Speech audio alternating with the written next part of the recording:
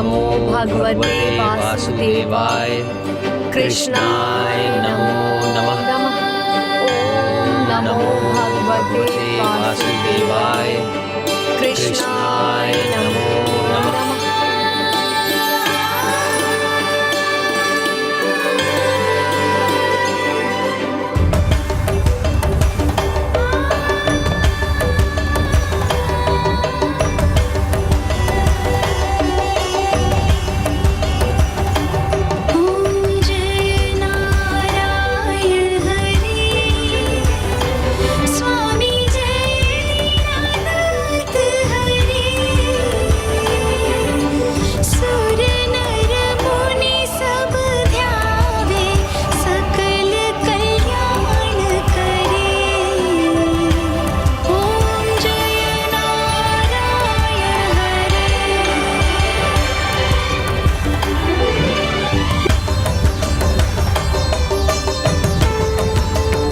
देवी, ये आप क्या कर रही हैं?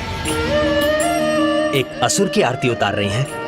असुर नहीं स्वामी, जब मैं आपको देखती हूँ तो मुझे आप में एक प्रखर बुद्धि संपन्न महाविद्वान दिखाई देते हैं, जो बड़ी कुशलता से अपनी प्रजा का नेतृत्व करने में समर्थ है। मुझे एक तेजस्वी राजपुत्र दिखाई देते हैं, जो अपने तेज का विस्तार कर महानतम राज्य स्थापित कर सकते हैं।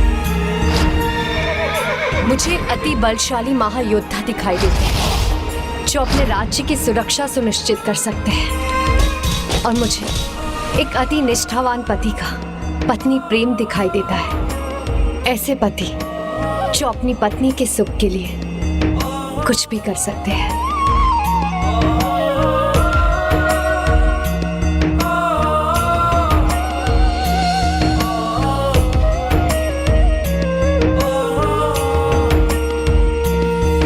इसीलिए ऐसे पति परमेश्वर की पूजा करना अनुचित नहीं। पति का परमेश्वर होना तो पत्नी की परमेश्वरी शक्ति से ही संभव है। देवी, आपकी शक्ति मुझे समर्थ बनाती है, मुझे पूर्णता प्रदान करती है, मुझे वो सब करने को प्रेरित करती है जो आपने कहा। इसलिए मैं भी आपके भीतर वास करने वाली उस परमेश्वरी शक्ति के सामने नतमस्तक होकर उसे प्रणाम करता हूं।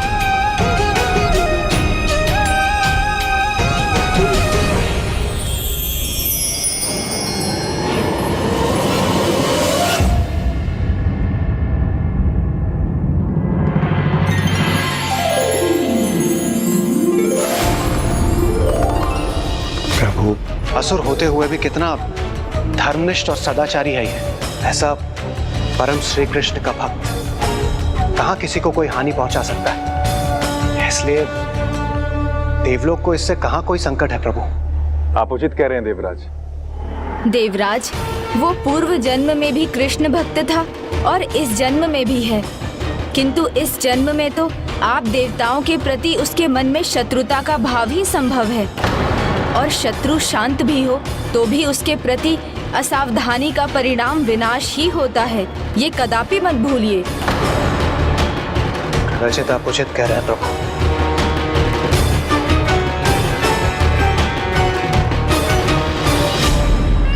नारायण नारायण। प्रभु, यदि शंखचूड़ का आचरण ऐसा ही रहा तो ब्रह्मांड के इतिहास में जन्म लेने वाला शंखचूड़ श्रेष्ठतम असुर होगा। जिसका जैसा स्वभाव होता है वो समय आने पर अवश्य दिखाई देता है। असुर है तो उसका आसुरी स्वभाव भी तो दिखाई देगा। किंतु आपका भी स्वभाव है ना देवर्षि, जो कुछ भी हो रहा है उसमें अपनी उत्सुकता दिखाने का, अपने शब्दों से संकेत पहुंचाने का। तो अब आपको भी अपने स्वभाव का परिचय देने का समय आ गया। अब जो होने वाला है उसमें आपको भी अपना भाग निभाना है। मुझे प्रभु? हाँ, आपको देवर्षि। अब तक आप जो देवी तुलसी के साथ हो रहा था उसी का ध्यान रख रहे थे, किंतु अब ध्यान रखना ही नहीं, उसके आगे भी कुछ करना है। और उसके लिए आपको असुर गुरु शुक्राचार्य के पास जाना होगा।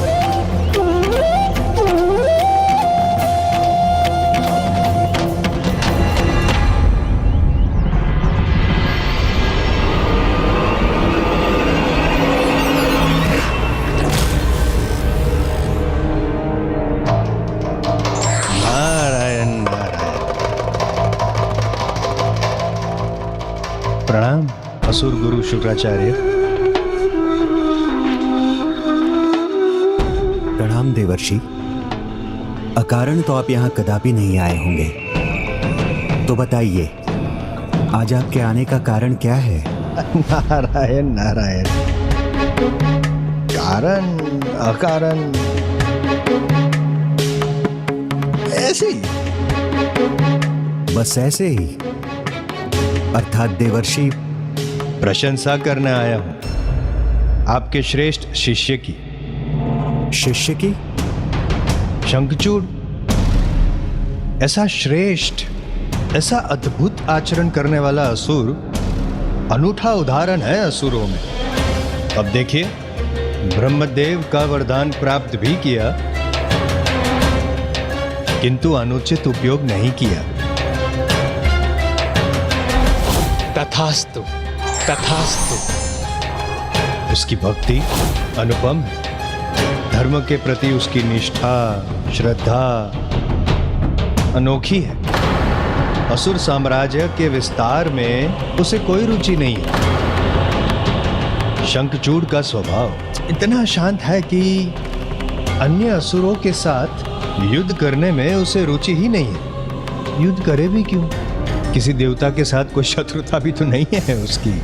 यदि ऐसा ही स्वभाव, ऐसा ही आचरण रहा शंखचूड़ का, तो असुर कुल का तो उद्धार हो जाएगा।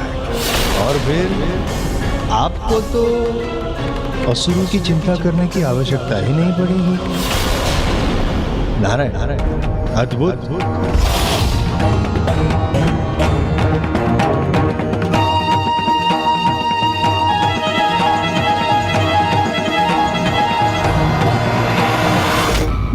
नारायण नारायण। प्रभु, आशा रखता हूं कि मैंने अपना भाग निभा लिया।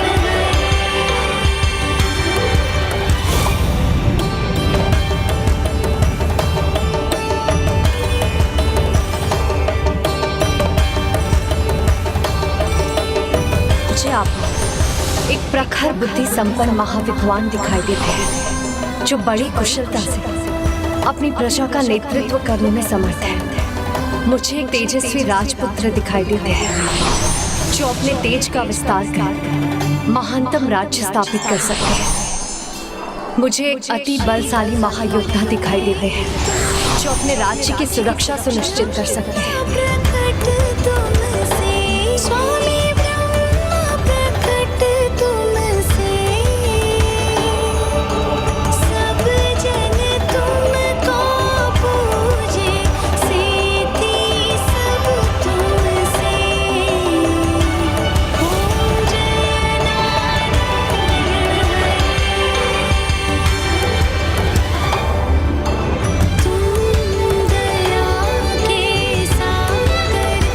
पुत्र, मेरे विचार से इतना भार पर्याप्त है।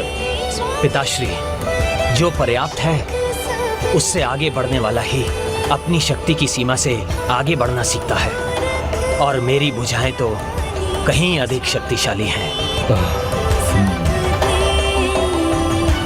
पिताश्री, इसमें एक भार चक्र और जोड़ दीजिए। ऐसी शक्तिशाली भुजाओं का क्या लाभ जब उन्हें भीख मांगने के लिए ही उठनी हो।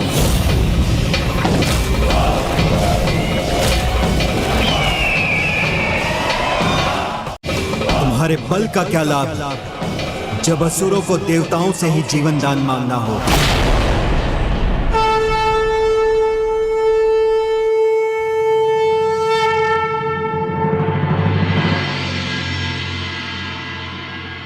प्रणाम असुर गुरु। प्रणाम असुर गुरु। कायरों से सम्मान की आशा नहीं करता। मैं असुर गुरु शुक्राचार्य शंखचूड़ यहाँ पराक्रम दिखाने से अच्छा है मूषकों के भांति पृथ्वी के भीतर जाकर छुप जाओ। मूषकों के भांति पृथ्वी के भीतर जाकर छुप जाओ। ये अस्त्र शस्त्र जिनसे व्यायाम कर तुम अपना मनोरंजन कर रहे हो, उन्हें पिघला दो और उन्हें घुंघरू बनाकर अपने पांव में डाल लो। अपने पिताश्री को भी पहना दो और देवताओं के संकेतों पर नृत्य कर उनका मनोरंजन करो। और देवताओं के संकेतों पर नृत्य कर उनका मनोरंजन करो।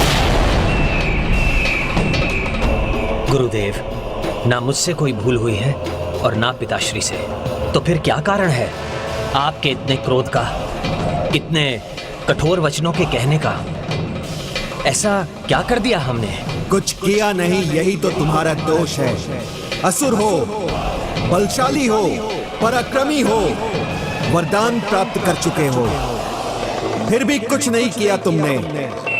ऐसे असुर के अस्तित्व का क्या लाभ? तुम्हारे जैसे असुर के होने से ना होना ही अच्छा है।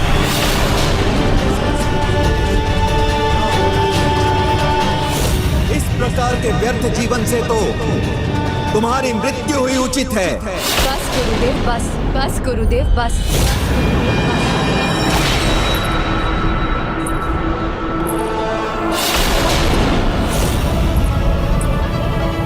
महाराज दमकी पुत्रवत राजपुत्र शंखचूड़ की अर्धांगिनी तुलसी का प्रणाम स्वीकार कीजिए। और ये भी सुनिए, इन भुजाओं को आप भिक्षा के लिए उठाने की बात कर रहे हैं। स्वामी की इन भुजाओं में इतना बल है कि वो संसार के सभी योद्धाओं को अपने बल से झुका दे और समस्त सृष्टि की बेड़ियां बनकर उन्हें बांध ले। जिन्हें आप कायर पुकार रहे हैं वो अपने पराक्रम का परिचय दे तो महानतम से महानतम योद्धा के अस्त्र शस्त्र भी मात्र मनोरंजन की सामग्री बनकर रह जाए।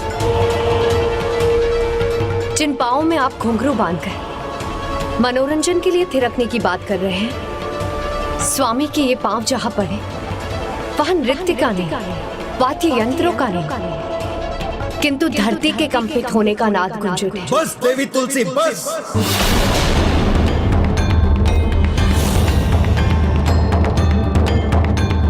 आपके इन शब्दों से मुझे कोई ज्ञान की प्राप्ति नहीं हो रही है। जानता हूं मैं, शंखचूड़ में अतुलित बल और सामर्थ्य है।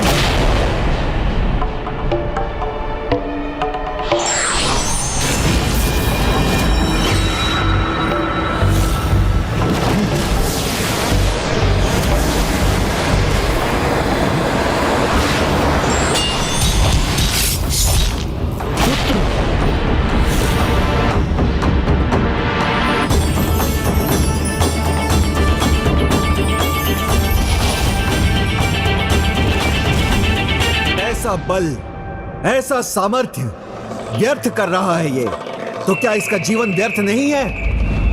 गुरुदेव, क्षमा कीजिएगा। एक पतिव्रता स्त्री अपने पति के विरुद्ध एक भी अनुचित शब्द नहीं सुन सकती। और ये भी सत्य है कि मेरे पतिव्रत धर्म के समक्ष आपके कहे हुए प्रत्येक शब्द व्यर्थ और निरर्थक हो जाएंगे। और जब तक मैं अपने पतिव्रत धर्म पर रहूंगी तब तक मेरे पति को कुछ नहीं होगा। और जब तक तुम्हारी पत्नी का पतिव्रत अटूट रहेगा, तुम्हारे जीवन को कोई हानि नहीं पहुंचा सकता। इस प्रकार तुम अमर ही बने रहोगे। सत्य ही है, मेरा वास्तविक कवच ये दिव्य कृष्ण कवच नहीं, मेरी पत्नी है। गुरुदेव, आपका अपमान करो, इसकी तो मैं कल्पना भी नहीं कर सकती, किंतु मेरे समक्ष मेरे पति का अपमान, मेरे पतिव्रत धर्म का अपमान है, जो मेरे लिए असहनीय और आपके लिए अशोभनीय है। किंतु आप गुरु हैं, हम सब पर प्रथम आपका अधिकार है। हम सब आपके आदेश, सुझाव और आशीर्वाद के अभिलाषी हैं। उचित है। तो अब मैं गुरु के अधिकार से शंखचूड़ को सुझाव देता हूं कि उन्हें बल का प्रयोग कर असुर राज्य का विस्तार करना चाहिए। और मैं उसे आशीष देता हूं कि वो त्रिलोक विजेता बने, और मैं आदेश देता हूं कि मेरे सुझाव पर चलने में तनिक भी विलंब ना करे। यदि आपके क्रोध का यही कारण है तो आप चिंता मत कीजिए गुरुदेव। मुझे विश्वास है शंखचूड़ हमें निराश नहीं करेगा। उससे आपकी जो अपेक्षा है वही मेरी भी इच्छा है। अभी इसका विवाह संपन्न हुआ है, इसलिए इसके अभियान में थोड़ा विलंब हुआ है। अब और विलंब उचित नहीं। मैं भी उचित समय की प्रतीक्षा में ही था, और आपके आदेश ने अभी इसी पल को उचित समय बना दिया। जब स्वयं ब्रह्मदेव के वरदान की शक्ति, पिता का आशीष और मेरी पत्नी के असीम पतिव्रत की शक्ति तथा गुरुदेव का मार्गदर्शन मेरे साथ हो, तो मेरे विजय अभियान के आरंभ को कौन रोक सकता है। मुझे विश्वास है कि अब मेरे त्रिलोक विजेता बनने में कोई बाधक नहीं बन सकता।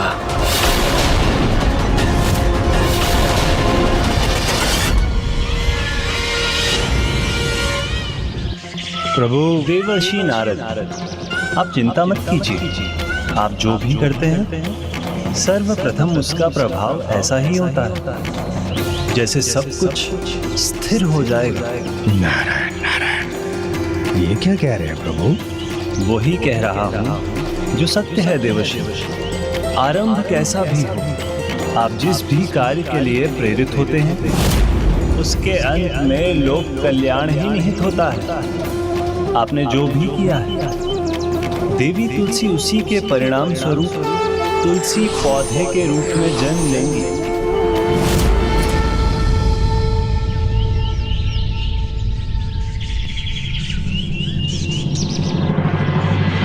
पुत्र जाओ और अपनी सेना के साथ भूलोक और पाताल लोक पर विजय प्राप्त करो। सेना की मुझे कोई आवश्यकता नहीं पिताश्री। भूलोक के मानवों और पाताल लोक के दानवों को पराजित करने के लिए मैं अकेला ही पर्याप्त हूं। मेरे अतिरिक्त यदि मुझे कुछ चाहिए तो वो आप सबका आशीर्वाद है।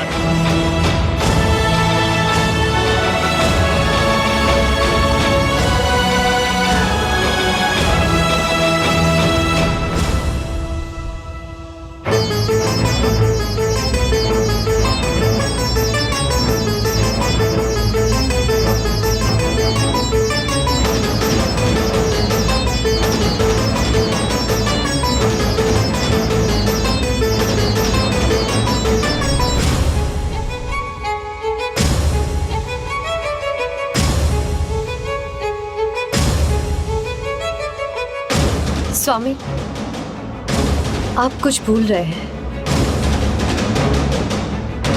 क्या क्या भूल रहा हूं मैं देवी? ये इसे आप अपने साथ ले जाइए। इसी से आपका कृष्ण रूप पूर्ण होता है।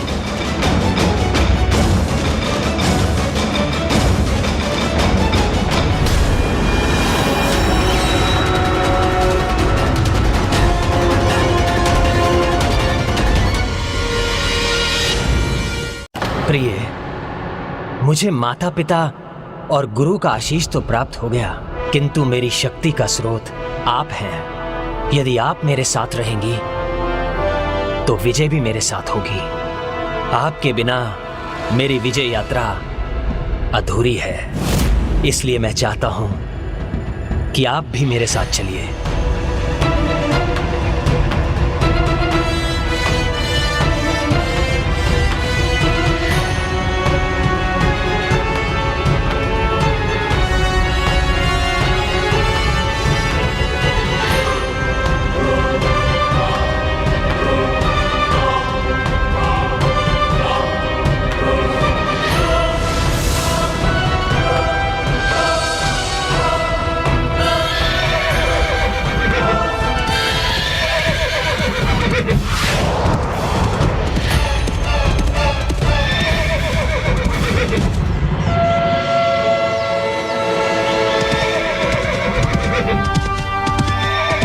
ये हमारी विजय यात्रा का पहला पड़ाव है।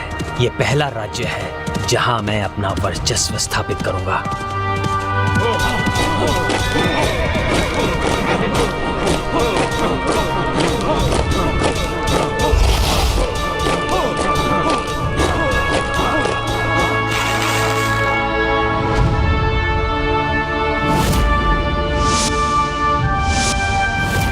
आप चिंता मत कीजिए देवी, हमें कोई क्षति नहीं पहुंचेगी। चिंता तो है मुझे स्वामी, किंतु हमारी नहीं। स्वामी, मेरे विचार से आपको दिव्य अस्त्रों की कोई आवश्यकता नहीं। प्रभु श्री परम कृष्ण की कृपा से इन सब के लिए आपकी बंसी ही पर्याप्त है।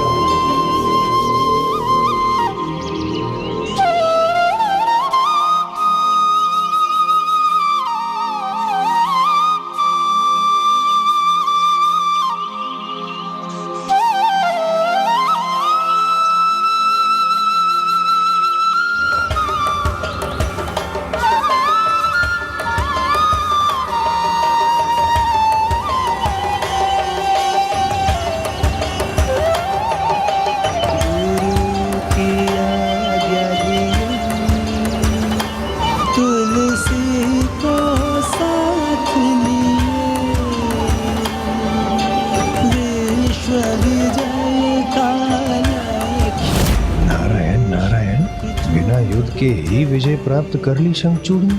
अद्भुत। भक्ति की शक्ति व्यक्ति को सबल बनाती है, किंतु कुछ मानव रूप में छिपे असुर इस भक्ति का दुरुपयोग करते हैं।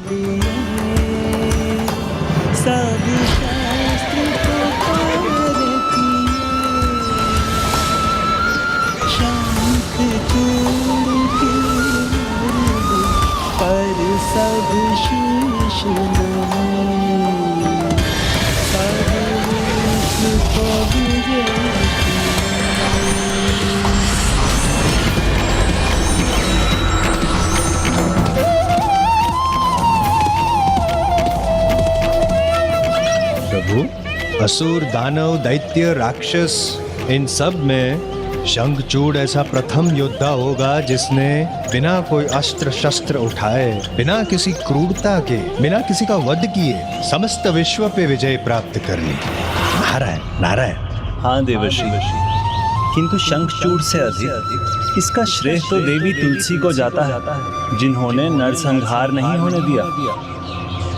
बांसुरी की धुन से ही इस विजय यात्रा को सफल बना दिया। असुरराज शंखचूड़ जी की, असुरराज शंखचूड़ जी की, असुरराज शंखचूड़ जी की, शंखचूड़ जी की।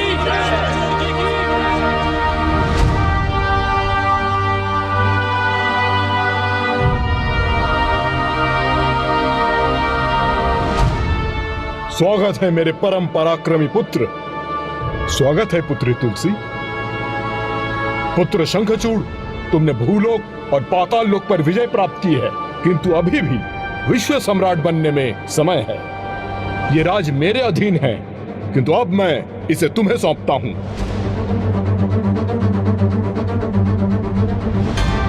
भूलोक और पाताल लोक अब दोनों मेरे अधीन हैं, तो अब स्वर्ग लोक ही शेष है।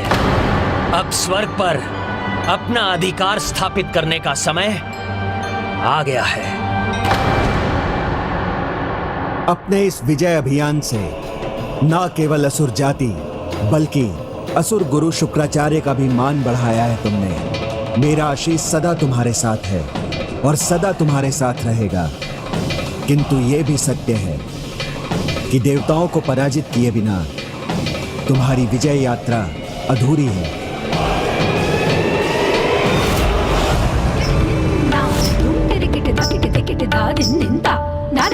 अति सुंदर, अति सुंदर, उत्तम उत्तम, अति सुंदर, अति उत्तम।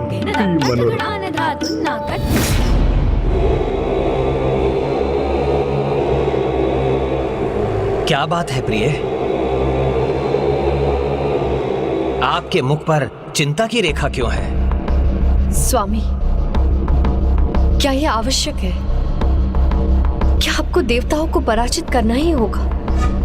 मेरा अर्थ है, आप जो प्राप्त कर चुके हैं हमें उसी में संतुष्ट होना चाहिए। वो अपने शत्रु को क्षति पहुंचाने का कोई ना कोई उपाय तो ढूंढ ही लेते हैं। प्रिय, जब तक स्वर्गलोक पर विजय नहीं होती, मैं त्रिलोक विजेता नहीं बनूंगा। और यदि मैं त्रिलोक विजेता नहीं बना तो गुरुदेव शुक्राचार्य के आदेश का पूर्ण पालन नहीं होगा और वो प्रसन्न नहीं होंगे। संभव है उनका क्रोध पुनः जागृत हो और वो फिर से मेरा अपमान करें। क्या आपको ये अच्छा लगेगा? नहीं स्वामी, आपका मान मेरा मान है, इसलिए यदि प्रश्न आपके सम्मान का है तो एक पतिव्रता नारी होने के नाते मैं आपको कदापि नहीं रोकूंगी। आपके विजय की कामना करूंगी। विजय तो मेरी ही होगी, उसकी चिंता मत करो प्रिय।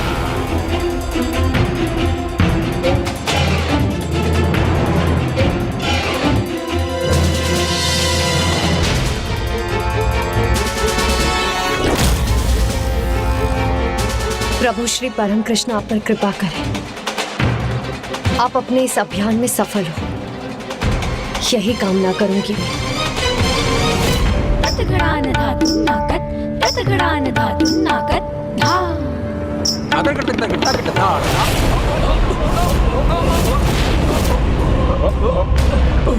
सावधान देवगण, स्वर्ग लोक पर किसी का आक्रमण है ये।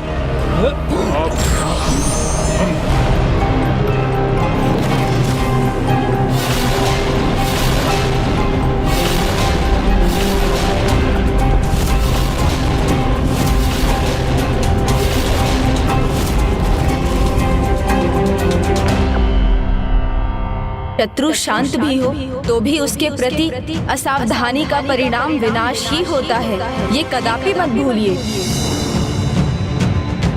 कोई ईश्वर जैसे वस्त्र पहन उसका स्वांग करता है तो कोई व्यक्ति के मन मस्तिष्क में ही स्वयं ईश्वर बनकर बैठ जाते हैं। शंखचूड़ जैसा असुर ही ईश्वर के प्रति अन्यों की भक्ति का दुरुपयोग कर सकता है।